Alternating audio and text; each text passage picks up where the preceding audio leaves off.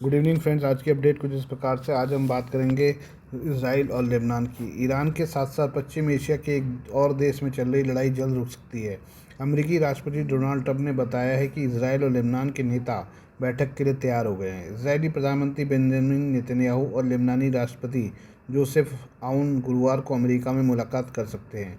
Netanyahu और आउन के बीच बैठक एक बड़ी घटना होगी, क्योंकि दोनों देशों के शीर्ष नेता बीते 3 दशक से ज़्यादा समय से साथ नहीं बैठे हैं। हालांकि अभी हिजबुल्लाह के साथ इसराइल के सीज़फायर पर स्पष्टता नहीं दिख रही है। इजरायली मीडिया के मुताबिक अमेरिकी राष्ट्रपति ट्रंप ने कहा कि लेबनान और इसराइल के नेताओं की बातचीत हुए 34 साल लंबा समय बीत चुका है, लेकिन अब यह होने जा रहा है। दोनों देशों के नेता गुरुवार को साथ बैठेंगे, क्योंकि हम लेबनान और इसराइल में शांति लाने की कोशिश कर रहे हैं।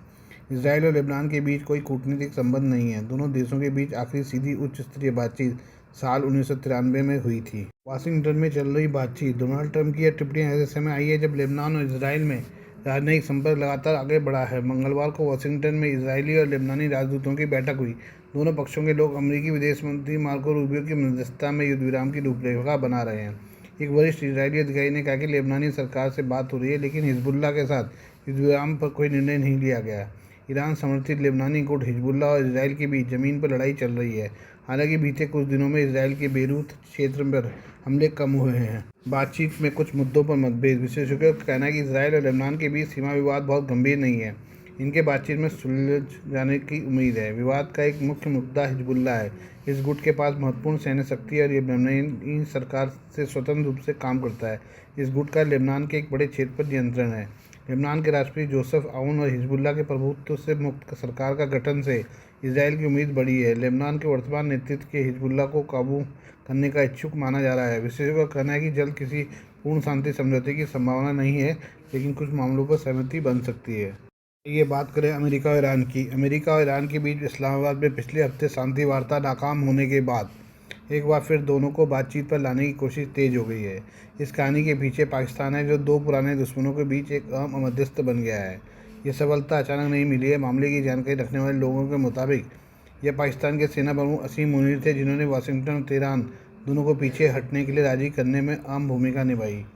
हालांकि पाकिस्तान के प्रधानमंत्री शहबाज शरीफ सरकार के संवैधानिक प्रमुख हैं, लेकिन हालिया घटनाक्रम बताते हैं कि फील्ड मार्शल असीम मुनीर ही देश में सारी दिशा तय कर रहे हैं। इसके सबसे अहम सबूत तब सामने आया जब जेडी वेंस ईरान के साथ बातचीत के लिए इस्लामाबाद पहुंचे।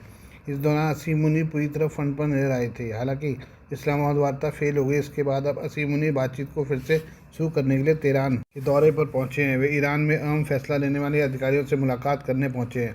उनके साथ गृह मंत्री मोहसिन नकवी भी हैं। पाकिस्तानी प्रतिनिधिमंडल का स्वागत करते हुए ईरान के विदेश मंत्री अब्बास अरागची ने एक वीडियो शेयर किया है। उन्होंने लिखा, फील्ड मार्शल मुनीर का ईरान में स्वागत करके मुझे बहुत खुशी हुई है। पाकिस्तान ने बातचीत के लिए जिस तरह से मेहमान नवाजी की, उसके लिए मैंने उनका शुक्रिया अदा किया और इस बात पर जोर दिया कि यह हमारे गहरे और मजबूत द्विपक्षीय संबंधों को दिखाता है। इस क्षेत्र में शांति और स्थिरता को बढ़ावा देने का हमारा संकल्प मजबूत है और हम दोनों का साझा है। इस समय एक बात साफ है कि पाकिस्तान के नेतृत्व जनरल असीम मुनीर ही कर रहे हैं। पाकिस्तान के पूर्व सूचना मंत्री फवाद चौधरी ने समाचार एजेंसी एनआई से बातचीत में कहा कि असल में मुनीर ही पाकिस्तान के नेता है, जिनके पास फैसले लेने का अधिकार है।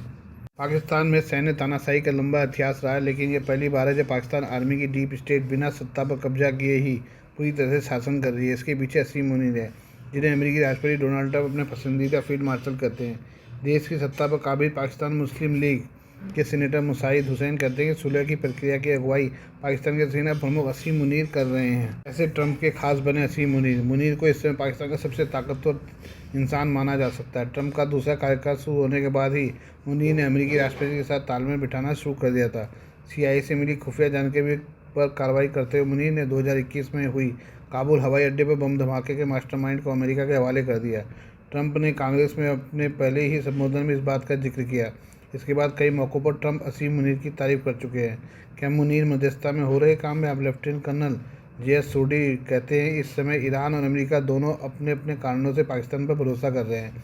असीम मुनीर के पास बहुत बढ़िया मौका है कि अपने देश को बहुत अच्छे से पेश कर रहे हैं। उन्होंने कहा कि ट्रंप के दूसरे कार्यकाल की शुरुआत से ही पाकिस्तान और अमेरिका के बीच संबंध मजबूत हुए हैं। इन्हीं ट्रंप ने अपने पहले कार्यकाल में 2017 में कहा था कि यह देश पाकिस्तान सिर्फ झूठ बोलता है और फरेब करता है। 2017 से 2026 तक बहुत कुछ बदला है। इसके साथ ही मुनीर की अमेरिका से दोस्ती का सोडी भारत के लिए सही नहीं मानते हैं। पूर्व भारतीय राजनयिक अनिल त्रिगुणायत पाकिस्तान और अमेरिका के पुराने संबंधों का हवाला देते हैं। नवभारत टाइम्स से बातचीत में उन्होंने कहा कि जहाँ तक पाकिस्तान की बात है, ये पाकिस्तान की डीप स्टेट है जिसका प्रतिनिधित्व पाकिस्तान आर्मी और ISI करती है। ये अमेरिकी रक्षा विभाग और CIA के साथ बहुत गहरे से जुड़ी हुई है। ये एक बहुत पुराना समीकरण है जो पाकिस्तान बनने के बाद से ही शीत युद्ध के ज़माने से चला आ रहा है। ट्रंप का प्यादा बन चुके हैं असीम मुनीर। उन्होंने बताया कि राष्ट्रपति ट्रंप के कार्यकाल में हमने देखा कि असीम मुनीर किसी तरह से उनके बहुत करीब आ चुके हैं। त्रिगुणायत ने मुनीर को ट्रंप का प्यादा और ऐसा उपकरण कहा जिसे अमेरिकी राष्ट्रपति जिस तरह चाहे उस तरह स्वीकार कर सकते हैं। त्रिगुणायत कहते हैं कि आज अमेरिका ईरान में फंसा हुआ है और ऐसे में ट्रंप बाहर निकलने के लिए मुनीर का इस्तेमाल कर रहे हैं। इस बीच खबर है कि पाकिस्तान का उच्च स्तरीय प्रतिनिधिमंडल 24 अप्रैल तक वाशिंगटन का दौरा कर सकता है। सूत्रों का कहना है कि इस डेलीगेशन का नेतृत्व पाकिस्तान के फील्ड मार्शल असीम मुनीर कर सकते हैं, जिनके अमेरिकी राष्ट्रपति से मुलाकात करने की संभावना है। इस संभावित बैठक की योजना से जुड़े कार्यक्रम और विवरण को अत्यंत गोपनीय रखा गया है। आइए बात करें चीन की। चीन दुनिया की सबसे बड़ी सेना बनाकर अपने पड़ोसी देशों को डराने में जुटा हुआ है। चीन की कोशिश है कि ताइवान सबसे पहले उसके आगे सरेंडर करे।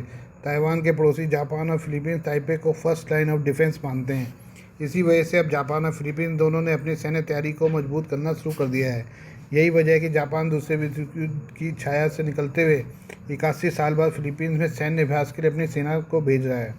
इस साल अमेरिका, फिलीपींस और जापान मिलकर बड़े पैमाने पर बल्किस्तान युद्धाभ्यास करने जा रहे हैं।